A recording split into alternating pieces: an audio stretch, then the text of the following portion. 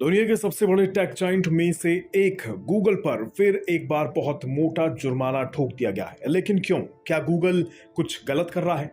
आज गूगल दुनिया का सबसे बड़ा और सबसे ज्यादा इस्तेमाल किए जाने वाला सर्च इंजन है। दुनिया के करोड़ों लोग रोजाना इसका इस्तेमाल करते हैं। लेकिन क्या आप जानते हैं ये गूगल आप पर नजर रखता है? गूगल जानता है कि आप कब क्या कर रहे हैं, कहां जा रहे हैं और कैसे अपनी लाइफ जी रहे हैं। हो सकता है कि आपको ये शॉकिंग लगे, लेकिन ये सच है कि आज के समय में गूगल आपके बारे में आपसे भी ज्यादा जानता है। लेकिन क्या ये सही है? चलिए जानते हैं आज के इस वीडियो में। शुरुआत खबर से करते हैं। दरअसल यूरोपियन यूनियन की कोर्ट ने गूगल पर 4.1 बिलियन डॉलर यानी करीबन 32,000 करोड़ रुपए का एंटी ट्रस्ट फाइन ठोक दिया है। क्यों ठोका गया है फाइन? क्योंकि गूगल अपनी लोकप्रियता और अपनी ताकत के दम पर कंपटीशन यानी प्रतिस्पर्धा को खत्म करने में लगा है। इसी कारण से कोर्ट ने माना कि गूगल ने एंटी ट्रस्ट लॉ को तोड़ दिया है।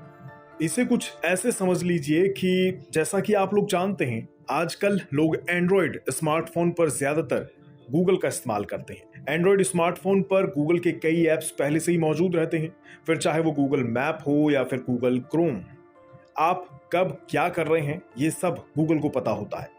यहां तक कि 1 साल पहले आपने कौन से रेस्टोरेंट में क्या खाया था या फिर कहां से क्या मंगवाया था, ये भी गूगल अच्छे से याद रखता है, भले ही आप ये भूल जाएं।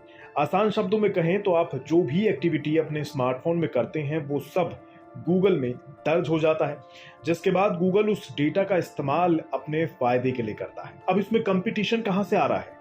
गूगल क्योंकि अपने आप में एक बहुत बड़ा सर्च इंजन है, सबसे ज्यादा उसका इस्तेमाल होता है, इसीलिए गूगल वो आपको दिखाता है जो वो चाहता है। इस कारण से कहीं कंपटीशन पीछे छूट जाता है।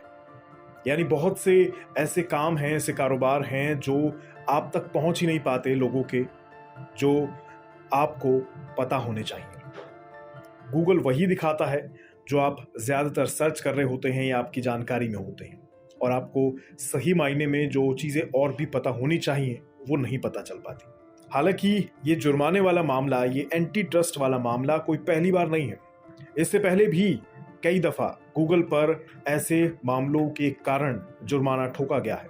जैसे अभी हाल ही में साउथ कोरिया में प्राइवेसी वॉयलेशन के मामले में लॉ मेकर्स ने अल्फाबेट और मेटा पर 71 मिलियन डॉलर यानी करीबन 565 करोड़ रुपए का संयुक्त जुर्माना ठोका था।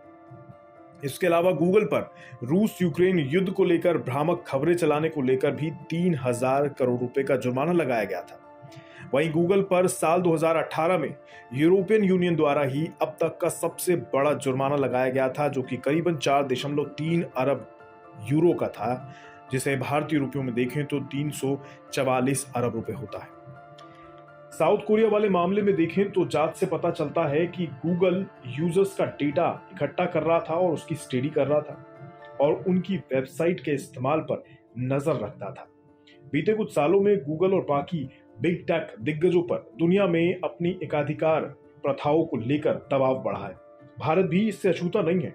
भारत भी इन टेक्नोलॉजी फर्मों के एंटी ट्रस्ट और मोनोपोली वाले व्यवहार से खफा है। भारत में सीसीआई और माइटी के नेतृत्व में कई ऐसे कदम उठाए गए हैं जो गूगल की राह को मुश्किल कर सकते हैं, या फिर गूगल जैसे और सोशल मीडिया प्लेटफॉर्म्स की राह को मुश्किल कर सकते हैं।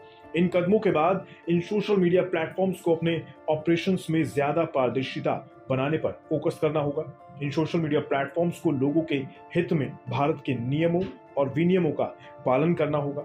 साथ ही रेवेन्यू शेयरिंग मॉडल जो एक बराबर नहीं होता, उसको ट्रांसपेरेंट बनाना होगा।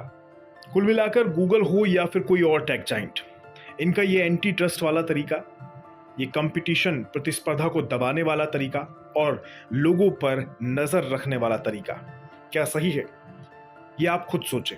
जहां तक बात इस जुर्माने की है, तो अभी तक तो ये सामने आया नहीं कि गूगल ने इन भारी भरकम जुर्मानों को चुकाया है या फिर नहीं, या फिर किसी और सोशल मीडिया प्लेटफॉर्म ने अपने जुर्मानों का भुगतान किया या नहीं।